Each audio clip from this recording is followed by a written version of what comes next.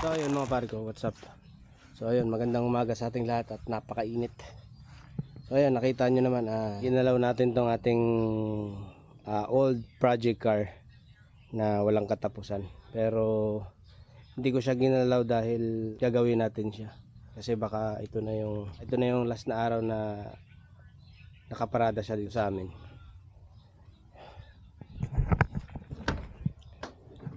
So ayan, tinanggal natin yung mga gamit dito mga pare ko. Ayan. Nakakalungkot kasi matagal na pinagbuhusan ng panahon. Isipan kong ilatero. So kaya makikita nyo naman, wala na siyang butas hanggang dito. Kasi kaya lang naman ako nag-decide no na ilatero siya, hubaran siya para yun, malatero nga siya at mawala na yung mga tulo. Kasi nagkaroon kasi siya dito ng issue. So sakit talaga to ng kotse na to, kumbaga parang ito ay nabubulok din. Pagka umuulan, syempre tutulo yan dyan. So doon ako nag-decide na baklasin to. Kaya binaklas ko siya ng 2025. So binaklas ko to, walang problema naman. Except lang dun sa tumutulo na yon.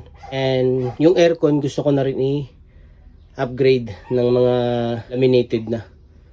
So 2025 binaklas ko to. So nasa kasagsagan ako ng pagbabaklas, paggagawa dito sa sasakyan natin na to, sa Kia Pride. Dumating na rin yung time na yun, tinamad na rin akong gawin to kasi nga syempre may mga nangyari din na syempre nakakapagod. So at saka yun, medyo nawala na rin ako ng gana nga kasi nga alam niyo na, basta minsan talaga pagkapagod na yung pumalit sa katawan mo, medyo nakakatamad na rin sa lahat. Kumbaga parang ayaw mo na rin ng stress, gusto mo madalian na lang. Kaya so nag-decide na lang ako na 2026 na. Ayan, naawa na rin ako sa sitwasyon nitong sasakyan. So mas mabuti siguro na i-let go ko na lang to.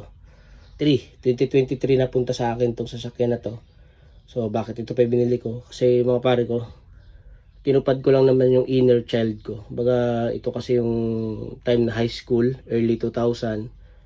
Baga nagkaroon ako ng kaklaseng may ganito. Baga parang inggit na inggit talaga ako sa sasakyan na to. Baga sabi ko nga, gusto ko rin magkaroon ng ganito. Yung time naman ng 2023 nabili ko to. So sobrang saya natin. Kaya nga lang, yun, medyo talaga napabayaan na kasi busy sa trabaho bilang mekaniko. And may iba pa tayong ginagawa. Kaya naiwan na talaga to. Pero yun nga, magana talaga to. Baga parang yun nga, isa rin sa pinagsisihan ko dahil pala di ko na lang binaklas. Kasi nung nabaklas, yun, di ko alam na ganun pala mangyari, nakatatamaran ko na.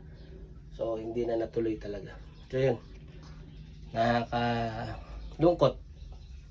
Pero wala, ganun talaga. May mali-let go talaga. Kasi kaya parang madali lang din sa akin din i-let go kasi may nagagamit naman tayo ibang sasakyan. Baga parang second choice na lang to kung bubuuin o hindi.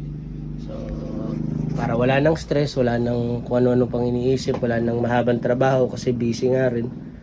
So i-let go ko na lang to kasi sa bahala na yung makabili nito kung ipa-parts out, kakatayin or gagawin project ulit. Nasa kanila na yun mga pare ko. So yun lang yung ating backstory dito sa sasakyan na to, bakit kailangan ng i-let go.